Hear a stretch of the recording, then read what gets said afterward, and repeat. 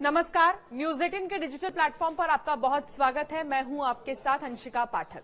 प्रधानमंत्री नरेंद्र मोदी ने एक तरफ ब्राजील में हुए ब्रिक्स शिखर सम्मेलन में हिस्सा लिया, तो वहीं दूसरी तरफ डोनाल्ड ट्रंप ने अब बड़ी धमकी दे दी है। अमेरिकी राष्ट्रपति सोमवार को ब्रिक्स देशों को लेकर एक बड़ा बयान देकर पूरी दुनिया में तहलका मचा दिया है।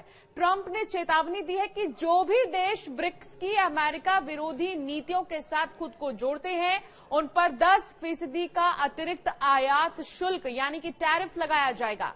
ये बयान उन्होंने अपने social media platform truth social पर साझा किया। डोनाल्ड ट्रंप ने लिखा, ब्रिक्स की अमेरिका विरोधी नीतियों से जुड़ने वाले किसी भी देश पर 10% अतिरिक्त टैरिफ लगाया जाएगा। इस नीति में कोई अपवाद नहीं है। तो इस तरह जो है अमेरिकी राष्ट्रपति का कहना सामने आया है। इस मामले पर आपका ध्यान देने के लिए धन्यवाद। हालांकि ट्रंप ने इस बयान में यह स्पष्ट नहीं किया कि वो अमेरिका विरोधी नीतियां किसे मानते हैं।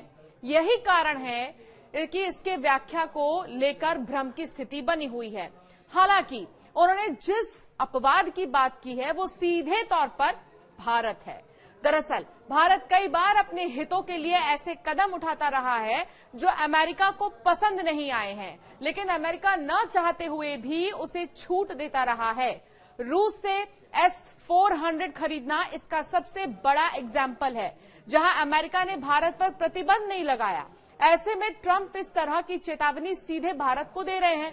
डोनाल्ड ट्रंप की इस धमकी के ठीक एक दिन पहले ब्रिक्स यानी कि ब्राजील, रूस, भारत, चीन, दक्षिण अफ्रीका के नेताओं ने अमेरिका की मनमानी टैरिफ नीति की आलोचना की थी। रियो डी जेनेरो में संपन्न हुए ब्रिक्स शिखर सम्मेलन के बाद जारी संयुक्त बयान में उन्होंने कहा, हम उन एक तरफा टैरिफ और गैर टैरिफ कदमों पर गहरी चिंता जताते हैं जो वैश्विक व्यापार को प्रभावित करते हैं और WTO के नियमों के खिलाफ है। ब्रिक्स नेताओं ने बिना ट्रंप का नाम लिए उनके हालिया फैसलों को वैश्विक आर्थिक स्थिरता के लिए खतरा बताया है। ये साफ है कि ट्रंप की नीति न केवल साझेदार देशों को असहज कर रही है, बल्कि वैश्विक बाजार को भी झटका दे रही है।